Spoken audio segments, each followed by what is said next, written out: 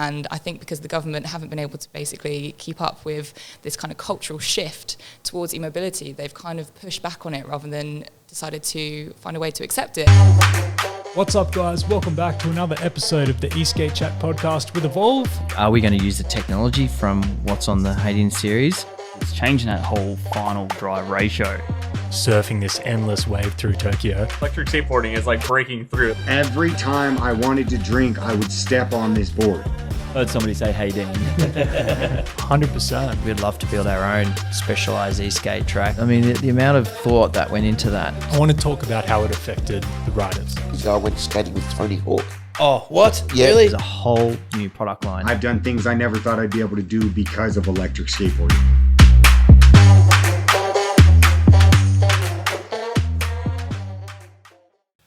What's up, guys? Welcome back to another episode of the eSkate Chat podcast. We're here with Eilis from Electroheads. How you doing? I'm good, thank you. How are you? Oh, so good. We're here in the London Evolve HQ at Here East. Why don't you start by telling us a little bit about what Electroheads is, where it started, and what you actually do? Yeah, so Electroheads is a multimedia platform. So we're on YouTube and Instagram and TikTok, all kind of social medias. And we're basically here to promote the joy of electric. So we love to do reviews and lifestyle videos and anything in between on electric vehicles with wheels. So if it's a board, a scooter, a bike, a car, we love it.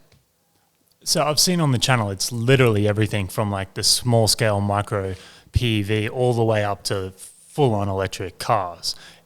Where did it sort of start and what was the focus been, and has that changed over time? Yeah, so Electroheads started about 2.5 years ago, and it has been growing exponentially ever since. So it actually started off, it was just like a few guys in a pub who came up with the idea, Electroheads, and then they had a presenter, Jack Scarlett, who came on, who was with us for a few years. He's now moved on, and he was sort of the lead of the channel. He was in his bedroom a lot of the time doing green screens talking about the coolest electric cars that are coming out, and he would do a few videos about electric skateboards as well and things. So that kind of grew and grew, and we really found that there was this incredible community and niche market on the internet for people who love e-rides. And I actually came into it about 1.5 years ago now, which feels crazy because it feels like I've been with Electroheads forever. And to be honest, I actually didn't know anything about electric rides, anything at all. I actually saw that Electroheads were looking for a content creator, and I thought, oh, that sounds cool. Went for it, and I kind of went on this journey with Electroheads to learn and discover about e-rides and electric mobility, and I have to say, like, my eyes have been opened. Like, this is just an incredible world. There's an incredible community of people. There's so many incredible different like niches in electric mobility as well, and it's amazing just getting to meet people like you and just sort of explore and understand and be a part of such an amazing world. Yeah, it's funny you say that because that was much the same with myself and Evolve. Like, I didn't have experience with electric skateboards. I came in as a content type role, and it gives you this sort of, I guess, fresh perspective, because especially when you're doing reviews and how-tos and all that stuff you do, you can look at it from the perspective of the consumer, I guess, someone that's trying to learn about something. Completely. I think that's really important because I think in our world, it's very easy to have a lot of techie, very knowledgeable people in the industry who understand the mechanics of everything. And for somebody who is looking from the outside in, it can be quite a barrier in a way. And I certainly felt that when I first came in. I was sort of looking up like different e-rides, and there was all these techs and tech like chats, and I was just like, I don't understand what they're talking about. I do now, which is amazing because I love challenging myself and like learning just how to kind of engulf yourself in like information. But I think there's something really important about having people who kind of are there to see eMobility as not only just this incredible machinery, but also as something that can get you around day to day. And there is that enjoyment in that as well, in a different style of commuting. I mean, that's a huge thing that I bark on about at Electroheads is the fact that we don't need to like stick to cars. I think it's a bit of an old trained thought that we need to get around via just cars. I think, you know, electric skateboards, electric scooters, electric bikes are better and better for the planet, better for your health, better for air quality in cities, and that's something I'm really passionate about, is healthier cities and healthier commuting. Yeah, I think that's where there's a great synergy between what you do and what we do, is that we try and make it like consumable and palatable for the new person, because at the end of the day, we want more and more people on electric devices for all of those reasons. So making it seem approachable and making it seem fun, that's a big part of what we do. You're obviously based in the UK. What's your sort of reach on outside of the UK? How much are you focused on what's happening right here in the UK? Yeah, so I mean, we are predominantly UK focused. However, we have an incredible community of people who watch from America, all over Europe, Canada, Australia, like all there. But what we would like to do is we would like to expand and go over to America and do like a nice big season over there. You know, we've got big plans in the works that we would like to expand further across the globe, because I know that we have people who are, you know, calling out for us to come and see them and visit them, but, you know, we just haven't quite got the manpower just yet, but that is in the works. We'll be at the Electrify expos. I don't know if you've seen them, Miami, Austin, New York, Yeah. Long Beach. Yeah. They're all in the back half of the year, and it's very similar to the Fully Charged show. Yes, because that's exactly what I did a few weeks ago, and it's so great to meet people in real life as well. I think, you know, it's for people like us who are predominantly online, it's very easy to be kind of behind the camera, behind the screen, and not actually out there talking to people, meeting people, and it's, you know, exposes like that are just so important because it brings communities together. Do you want to tell people what that Fully Charged expo was and sort of what the experience was there? Yeah. So Fully Charged Live is a big live event that happens every year. It's actually, they're a YouTube channel as well that also kind of cover eMOBILITY and lots of other things as well, like environmental topics. So they're big in the UK. So they host this live event every year, and they actually kind of go around Europe as well, I think, and it just basically brings all the different brands in the e-mobility space into one place, and there are lots of talks. So I did a couple of panel talks as well, talking about the future of micromobility, and also talking about electric cars as well. So yeah, it's just a really cool space to be in, and Electroheads are also aiming to do the same thing very soon as well, because I think it could be really fun to do something similar. Awesome. We'll book a booth. Yes, please. You touched on it there. That's a big one, the future of e-mobility. So we're obviously much more interested in micromobility. It's the, you know, adding on to what bikes do, getting pedestrians to places faster and quicker and easier and all that sort of things, further distances.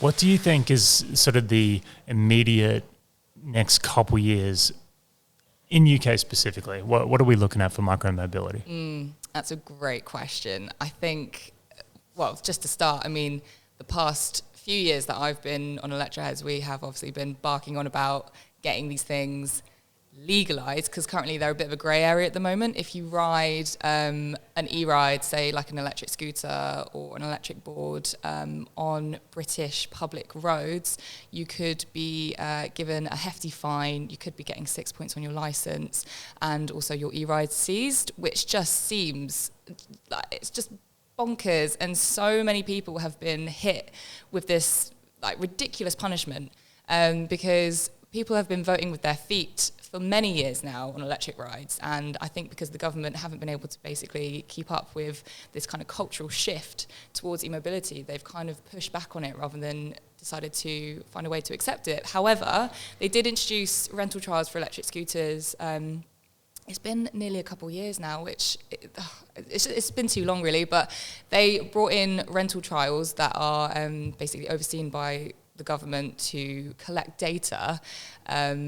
Today, the Queen was supposed to be making a speech, but unfortunately she's poorly, so Prince Charles is going to be making a speech addressing the public, hopefully about the future of e-rides in particular. So this is actually a really big day.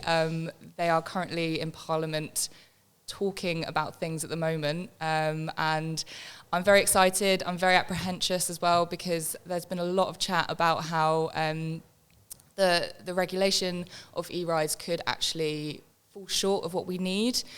So currently electric bikes here in the UK are legal if they have a 250 watt motor and have a top speed of 15.5 miles per hour. Now, it's actually just not enough. I mean, you know, it's great that we can have e-bikes, but 15.5 miles per hour on UK roads is far too slow. I mean, I get overtaken by pedal cyclists all the time on my electric bike. And I'm concerned that with regulation that could be, you know, the process of regulation that is happening hopefully today, it could just be not quite enough. So, for example, there is an organisation called PAX. It's the Parliamentary Advisory for the, I can't remember exactly what it is now, Parliamentary Advisory for Transport, Government, like transport safety, yada, yada, yada. So they kind of look at transport and the benefits and also the not so great stats to that, and they kind of presented the government and say, this is what we recommend you should do. So they did that with electric scooters, and they basically looked at the negatives of electric scooters, unfortunately, and they looked and saw that there were about 900 injuries or deaths caused by electric scooters in 2021 alone. A number small, far smaller than bikes. Exactly, or cars. I mean, the actual amount of pedestrian deaths went up, particularly in the US over the pandemic, because everybody got back in their cars. Nobody talks about that. So there's definitely like a slanted view on e-rides, and they said to the Department for Transport that they believe that electric scooters should be limited to 12.5 miles per hour, which is so dangerous because, of course, we don't want them on pavements because that is too quick, and there are elderly or people with mobility issues who who do feel threatened by electric scooters on pavements, and so they shouldn't be there. They should be on the roads, but they should be able to go quick enough so that cars aren't going into the back of e-scooter riders or you know, any e-riders. Yes, we've been through a lot of these problems in Australia. Some states are there, some are not, and it's difficult to make rules that suit all scenarios, and that's sort of the problem. We've found a big problem is they did the trial hire thing as well, where they'd go into an 18-month period of that. And then there's an issue, firstly, with having novices on the boards. There's no training required. So, you know, usually they stumble out of a club and jump on their scooter and they go get hurt. So wouldn't really want them going too fast. And also our roads are a bit different to yours. People would be on the footpaths a bit more. So they've geo-locked the scooters. So in like a heavy pedestrian area, they go 6 kilometres an hour. Yeah. It's like, what's that, 3.5 miles an hour? You may as well just walk. Yeah, you may as well walk. So the speed thing's funny, but I think the main thing that was a step forward for us was when the Federal Transport Commission sort of put out a recommendation to the states saying, this is a framework we suggest you follow. That at least got us in the door. So they were legal. The police couldn't just stop you and take it off you. They were legal. Okay, there's still rules we can work on. We'd love to see like different zoning. So perhaps on certain roads up to 30 miles an hour, you can go the speed limit. Something like that. Or cycleways, there's a speed limit on that. And it's across the board with cyclists and different kinds of PEVs. It's going to be a long journey, I think, for everyone. But the main thing in the UK is just that first positive step of like initial legalisation. Definitely. And I think a really big thing I want to touch on is that at Electroheads, we talk a lot about electric scooters specifically and less about the sort of wider PLEV range, of course, of like EUCs, electric skateboards, like one wheels. They are all just as important to us, but we focus on electric scooters because that's kind of what the general public understand currently. And I think if you start throwing all these different devices at people that don't get it, then they just want to push back, because that's kind of what has happened already. I feel like with what is being announced today, hopefully the regulation will come in place that we can have electric scooters. And I think that is, like you say, it's a stepping stone to hopefully including all e-rides, because they are all so beneficial in their own ways. And we need to understand that we need to accept all of them because they are all just as important. What we've seen in other places is that it sort of gets grouped into PEV or PED, and then there's, I guess, a stipulation on what defines that, and it's usually to do with length and weight and width. Yeah. So it can't be so wide it's a quad bike, and that sort of, you know, that'll get an EUC, a scooter, a skateboard, a one wheel, like all of them will fall within those classes. And then they've sort of dropped the regulations on wattage as well, because if you have a speed limit, what's the point of a watt limit? It's tough, isn't it? Because currently, like I said, 250 watt is the limit in the UK for an electric bike. But when you put that into electric bikes that are cargo bikes that need to deliver things around town, are you going to be able to deliver a load of laundry on an electric cargo bike with a 250 watt motor? No way. No chance. And different vehicles, I mean, we're high wattage because of just sort of how electric skateboards operate. It's not the same, like gearing and whatnot. Guess how much watts that board is in the middle? It looks like a beast. I'm going to say 1,000? It's 6,000 watt. 6,000? Yeah. Oh, damn. But, I mean, it still only goes 26 miles an hour. Wow. So it's not that it's dangerous, but that's just what it takes to get it going. Sure. So, like, to put, say, a 250 watt motor on a skateboard, it's not actually going to even move. Yeah, and that's the thing that I'm quite nervous about today, is if they start to talk about low wattage, low speed limits, it's like, oh my God, this is exactly what we don't want. And it's really hard once people have made up their minds, especially in government, to try and change them. So we'll see. 6,000 watts though, I mean, that's awesome. It's punchy. Yeah. That's for sure. That's the top of the line. The one below it's 3,000. Nice. It just goes to show though, yeah, like wattage, it doesn't mean that it's dangerous. And, you know, think of the amount of parents who want to take their kids to school on an electric bike, but 250 watts just isn't enough because of the weight. And then in addition to that, think about the poor policeman that pulls you up. The motors on that are like this big, 6,000 watt. Yeah. On a bike, you can get 250 watt motors out of that big. Yes. How on earth are they supposed to police that? What they can police, we've said this so many times on the podcast, get out the radar gun. If you're being an idiot, you've broken the rules. Okay, that's fair. We get it. If there is certain regulations on where you can and can't ride, at least there's a framework to follow that can be enforced. Exactly. We just need common sense. Yeah, well, it's not common, unfortunately. On that, I do have a question, Yes. something I've noticed since I've been commuting in the UK. It's adopted pretty well by the electric community, but the cyclists don't seem to like helmets at all. What's the current rules for helmets? Yeah, so currently you actually don't need to wear a helmet. It's not a legal requirement. So I know that obviously differs from country to country, but yeah, you can jump on a bike, you don't have to wear a helmet. That's that really. Wait, is it different in Australia?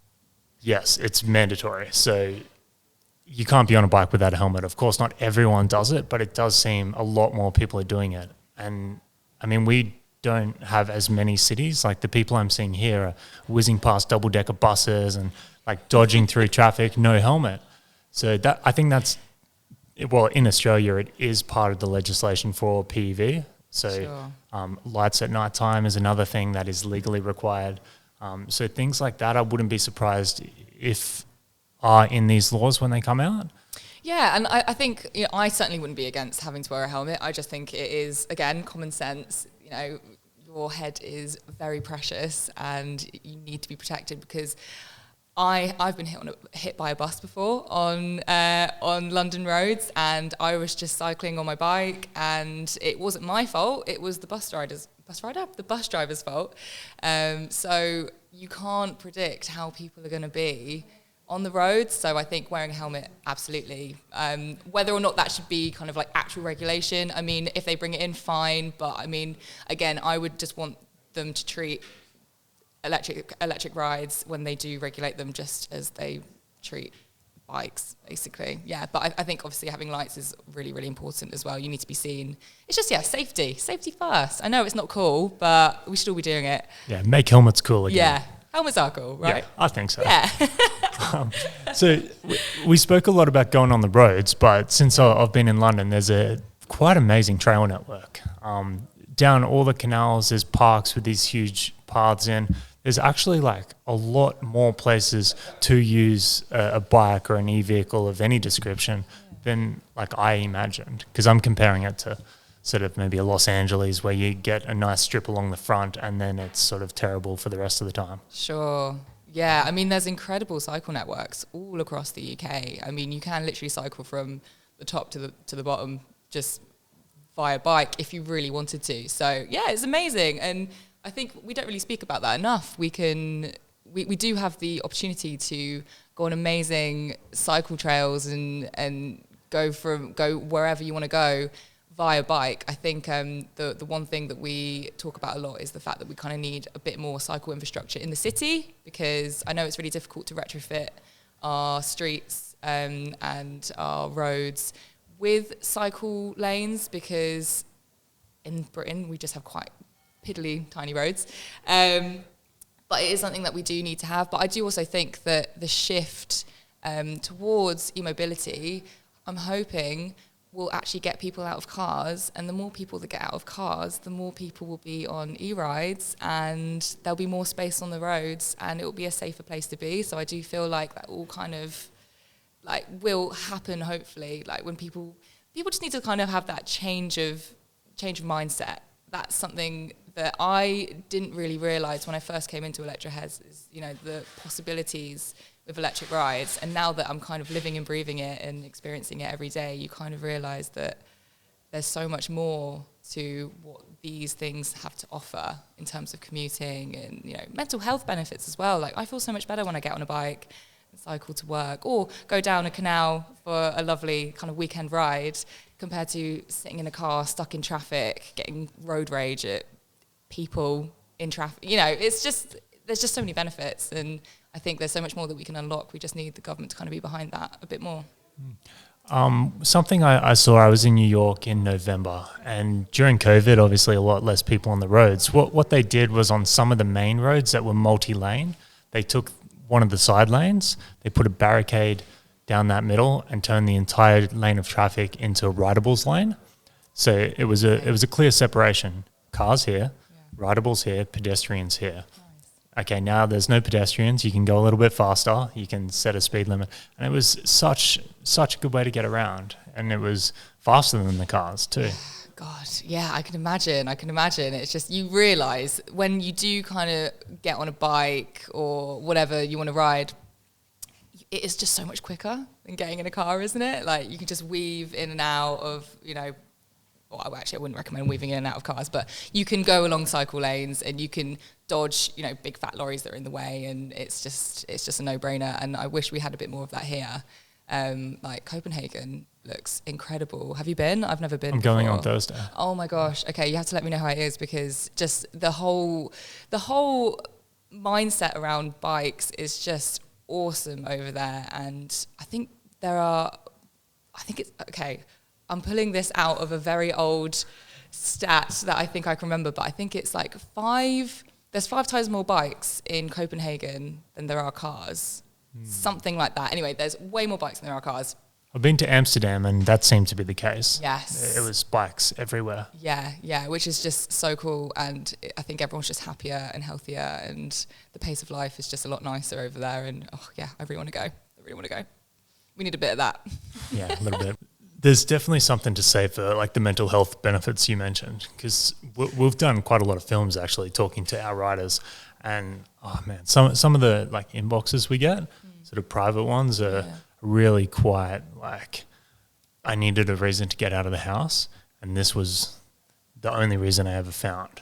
And it wasn't about getting anywhere; it was just about, you know, being out, getting the wind in the hair, an excuse to get out of the house. So if you can incorporate that into your daily routine, it's almost meditative, like a state of mindfulness going to work, and not having to be sweating your ass off on the way to work sort of makes the whole thing a lot more enjoyable. Yeah, you can just jump on your board or get on your bike and wear what you want to wear, and you can rock up to work and be completely bone dry. It's just Chef's kiss. It's just beautiful. It's a beautiful thing. Living the dream. Living the dream. Living the dream. But yeah, no, I've spoken to so many people who have found such incredible benefits with their electric rides. There's a guy who has, oh gosh, I can't remember the condition now.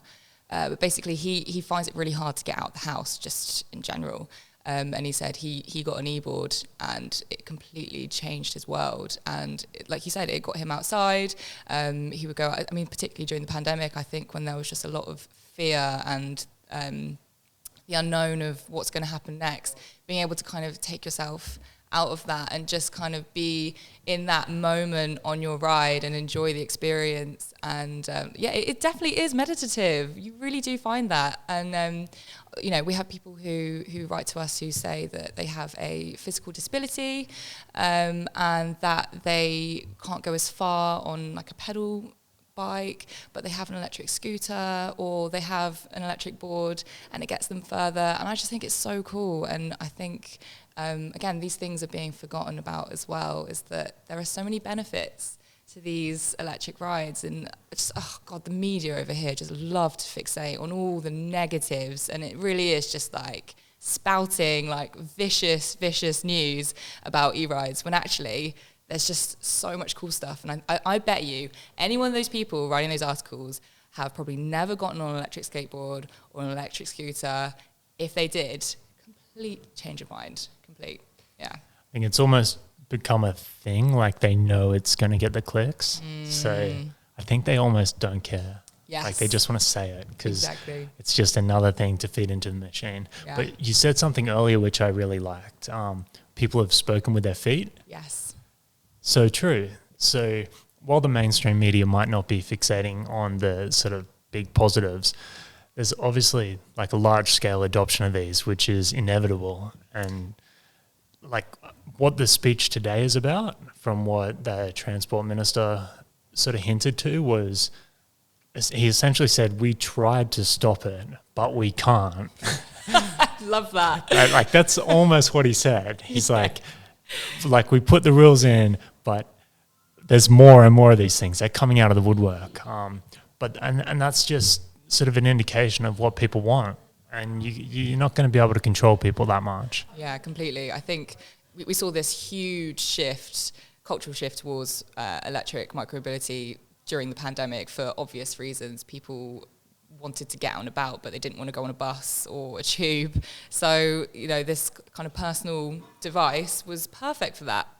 And also much cheaper than running a car as well. So it was just a no-brainer. And I remember when electric scooters first kind of hit the scene in London, and this was probably about 8 years ago now. And I remember thinking, oh my God, how uncool are these things? Like you'd see guys in suits on these like scooters, kind of like, I think they were actually like push scooters to be fair, kind of going around, and you'd be like, oh my God, what are they on? That's so, like, that's for kids. But then like there's been this shift, like more and more people kind of got these like e-rides, these e-scooters, and then you would kind of be like, oh, actually that looks quite useful. And then you kind of get a little bit jealous because you're like, oh, that looks really fun. And then suddenly, yeah, everyone's kind of everywhere with these. It's the pandemic, people are scooting around, the government don't know what to do with it, and then, yeah, suddenly they kind of start to push back. But there's been like a huge wave of like e-ride like acceptance, and yeah, it's really cool. It's really cool. During the pandemic, I remember seeing photos of London and the pollution cleared up. And you guys are really heavy into it with these weird zone taxes where if you drive cars into different parts of the city, they just charge you for emissions. Yeah. What do you think sort of like being the driver for that? Is it just too many cars, too much pollution? And obviously there's one clear way to sort of fix that. Exactly. Yeah, it's a really tough one, isn't it? Because it's a bit of a rich man's market in a way, because people with like lower income families can't afford an electric car. I think there is a huge barrier to entry currently just with electric vehicles, like the bigger stuff. What electric scooters and like electric skateboards can offer is a much cheaper mode of transportation, which means that you don't have to be paying these ULEZ costs. The reason why these have come in is because our mayor, Sadiq Khan, has obviously been very heavy on trying to clean up our air, and I do really support what he's doing. I think, the amount that the city has become a cleaner, healthier place in terms of air quality has definitely improved since he came in. So, you can't deny that, because that's something I'm really, really passionate about. But it is, again, it's catching out the people who can't afford the cars that can skip the ULEZ charge. And so therefore people are being, particularly lower income families, are being hit the hardest because they have to pay for these charges because they need a cheap car, which is obviously a bit of an old banger that is a bit more pollutive. And it's a really tough one, because the government aren't giving those lower income families an opportunity to find a mode of transport that could suit them better and save them money, which is, it all spirals back to the same thing, is we just need to get these things legalised immediately. I agree. I've been here for 2 weeks. I've hired a big diesel van because we had the event to take stuff down to fully charged. Man, I'm halfway to buying a Stoke by now. Like, Yes. I could have bought a cheap little run around. Yeah. So, it's crazy expensive. And it's just a weird sort of double standard, because it clearly points to the government knows what they're trying to achieve. But then the way to get there is electric transportation. Like you said, cars can't be for everyone. More people ride bikes here anyway. So why can't we just get everyone on that? Yeah. They're still better than electric cars. Exactly. And I think as well, just for the people that maybe bought a petrol diesel car a few years before the ULEZ expanded, because it was sort of central London and now it's gone to sort of more outer London as well. So a lot more people have been affected by it in, where they live. They can't avoid it. But people can't just sell that car and then get another one that fits the regulation. It is a bit nuts. They're not really thinking about the actual brevity of how it is impacting people day to day. I get what they're trying to do, but I think there are probably better ways to go about it as well. You're obviously across all electric mobility. Like you've had a go of pretty much everything. Yes. Evolve is sort of an interesting one. We found ourselves a bit of a black sheep at fully charged because we're heavily lent on the recreation side. It's not the cheapest scooter you can get purely for transportation, which is like a different category. These sort of fit into like a big boys toys category that you can also use to get to work or whatever you want to do. How many sort of devices do you play around like that? And is there a distinction in the types of people that sort of gravitate towards one or the other, or do they have multiple types? Yeah, that's a really interesting question. So I find, like, obviously I don't want to sort of categorize people because I feel like that's quite dangerous. But I have found just in the sort of e-mobility community that there are certainly different niches, which is really interesting. So you've got the modders who love to take an electric bike, an electric scooter, a board, and just basically they can just do whatever they want with it. And I think it's so cool. I am not a DIY person. I am getting into it more. I've built a few electric bikes now because of the job, and I'm very pleased to say that they are still like all fine and they haven't fallen apart, so that's good. So I'm on the way to being a more DIY person. Modding, here I come. But you've also got, like, I think again, just kind of the one wheel community, the Evolve community. I think what's so great about you guys, I mean, you've got the video playing here, you've got women who are absolutely bossing it with electric boards. Like, yeah, it's just, what I love is these are kind of niche communities, but it is a place where I feel like anybody can be a part of it if they want to be. Like, as long as you've got the passion and the interest, people kind of welcome you with open arms. And I think that's something that's really lovely about the electric mobility crowd. It's very accepting and people are just really cool. And that's why I love going to the expos, because everyone's just so lovely to talk to. And if anybody is listening to this and is kind of on the fence about trying like a different e-ride because they don't know if they might be judged, or I don't know, that is just not the case. Everyone's so cool. You said it well with the community aspect. That might be a better way of saying it than recreational. Like, have you been to many of the group rides? Do you know what? I actually haven't, because I'm based down in South London, right? I don't have a car because I don't need one, and we're not allowed to take electric rides on the tube. They've been banned. So I don't really know how to get up to them, which is really annoying. Otherwise, I would so be there. I just need a car, basically, which is really annoying. Look, we have the last weekend of every month, we're doing one at Hog Hill. It's a place at Redbridge Cycle Park. Where is that? Redbridge?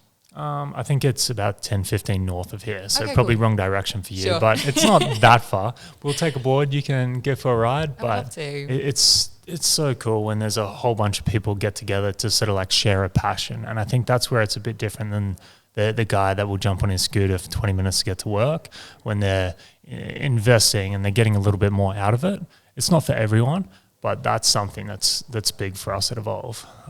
You should definitely try and get to one of them, or a Critical Mass. Yes. Or we have group rides every second week here as well. And then I know the Carve UK group do different events.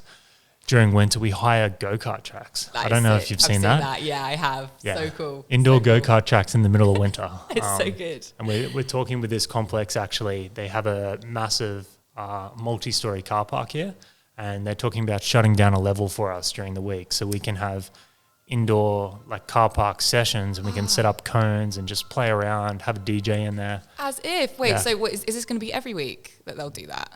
Probably a bit much to run, but every fortnight maybe, or once a month. Oh my God, that's what we need. Because Especially during winter with the weather. I was just about to say, yeah, we find that as well. It's like, obviously, especially in Britain, the weather's not the best, particularly in the winter. So having somewhere that is undercover and also is private is so hard to come by, isn't it? That's something that we've really struggled with. Yeah, and we're still skate, so like it's difficult to get people to work with us, you know, like to actually say to a go-karting track, like, this is what we do. We've had to work over years and years and years to build like a portfolio of these events to be, we're legitimate, we have a great community, and it's going to be fun. And that's why we got lucky with this car park. Obviously the stores here sort of owned by the same people. They know what we do. They've seen the rides here. But very excited to bring that to fruition. It's hard, isn't it? Because I guess, you know, particularly skateboards, there is this kind of presumption that, oh, it's the riff-raff, they're here, they're no good, but that's not the case at all. It's frustrating that there are these, what's the word I'm looking for? Like when people have the Stereotypes. Yes. Exactly. And it's very frustrating. And I do think it's that kind of the generation of the older and the younger. They're kind of like, oh, the kids, they're just out causing trouble. But On their boards. On their boards. Yes. Smoking the drugs. Yes, yes. Leading our daughters astray. Yes, No. it couldn't be further from the truth. We're a bunch of very sophisticated people out here. Yes, I can vouch for that. Enjoying toys. Yes. Look, I think that's about going to do us. Is there anything else you wanted to add before we sign off? Just to say, I really hope that the right change comes about today with the announcement, and I guess once this goes out, we'll actually know what they've said. But I'm just, Probably fingers crossed.